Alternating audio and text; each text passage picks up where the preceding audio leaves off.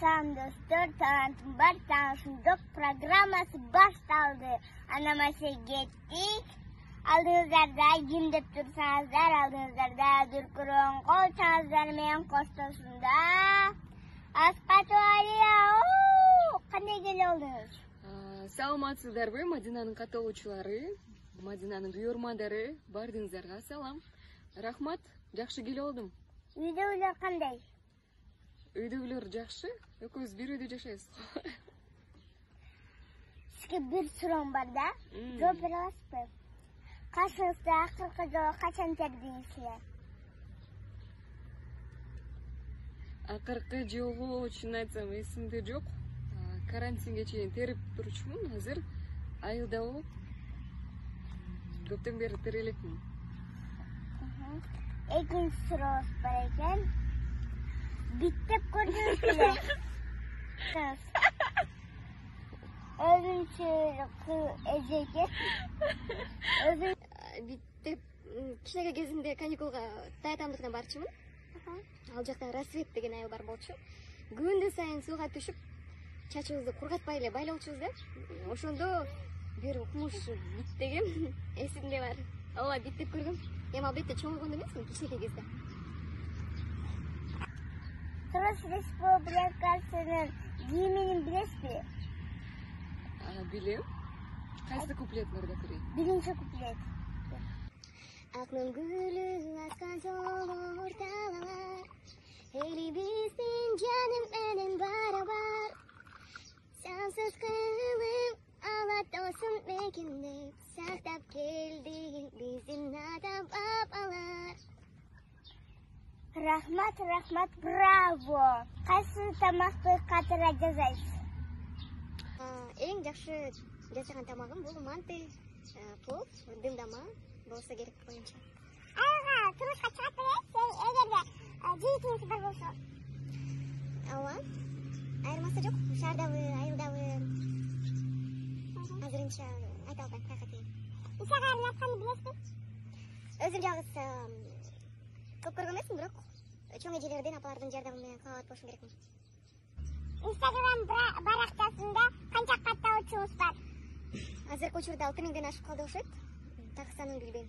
Силердин убагыңызда кандай оюндар бар эле кичинекей кезинде? Биздин ойдагы кызыктуу оюндар бар болчу. Курчактарды ойночубуз, курчактар менен сайга барып сууга түшчүбүз. Жамый деген, жамий беле? Жамбыл. Жамбыл деген ойночубуз. Топ керек, ага. Анан казаки разбойники ойночубуз, орто топ, алтын шакек. Азыр айта берсең албетте тизмеги бүтпөйт. Давайте картошка. Ызык картошка да ойночубуз, ооба. Балык чагыңызда кызыктуу окуяларды жөнүндө айтып бере аласызбы камерага? Балалык чакта аябай кызыктуу окуялар көп болчу, азыр кайсы бирин айтарымды эстей албай турам. Эмне айтып берсем? Алтынай деген курбу кызым бар болчу. Азыр деле бар, азыр турмушка чыккан, көлдө жашайт. Бир күнү экөөбүз сопсон эле шлепкаларды айырып салганбыз да. Айырып салсак бизге ата-энелерибиз жакшы жаңы бут кийим алып берет деп үйгө барсак, раз болот, ошону кийгиле деп. Ошол тапчкелерди бир сезон кийгенбиз, ошол убактан баштап бут кийимдерди аяп кийип калганбыз. Ошол окуя эсимде бар экен. Бөлүнүп Апарчылыктан башка эмне өнөрүңүз бар? Чынын айтсам, өнөрүм деле жок.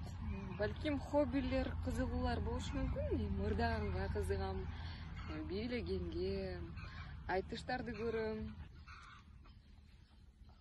Урок кылып көрдүңүз беле?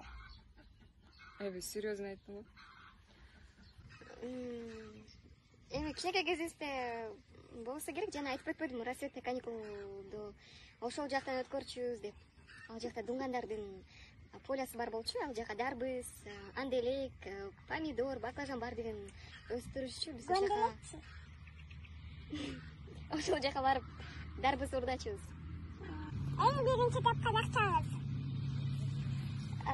Эң биринчи тапкан акчам айылдан мектепте окуп жүргөндө талаага чыгып, элдердин купунай клубникасын терчүбүз, чакасын 80 сомдон. Ошондо күнүгө үйгө 1000 сомго жакын акча таап келчүмүн. Ошол менин эң биринчи жумушум. Кичинекей кезиңизде ыйлап белеңиз. Кичинекей кезимде жугуш эле болчумун.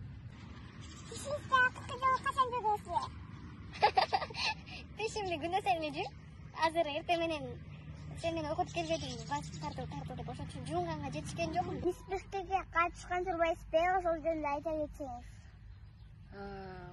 Мектепти бүткөндөн кийин биринчи курсунда эжелердин ошол конкурсту уюштурган организаторлордун сунушу боюнча катышкам.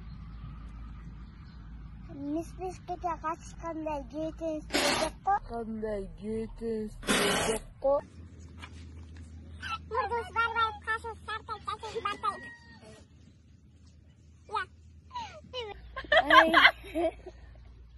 Ошо организаторлор сунуштаганчы, ошол сынакка катышып көрдүк.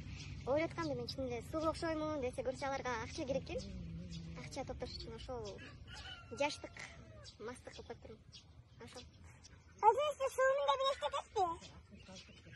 Өзүмдү суумун деп эсептейм. Негизи мен гана эмес, ар бир адам өзүн суу деп эсептеш керек анткени эми суу десе азыр көбүнчөсү бардыгы кебетени карайт да. Келбети. Сулук ошол могу жерде болуш керек. Кебетен эмес, жан дүйнөнү дагы сулуу кылганга аракет кылалы. Сиз өзүңүздү суумун деп эсептейсизби? Ооба.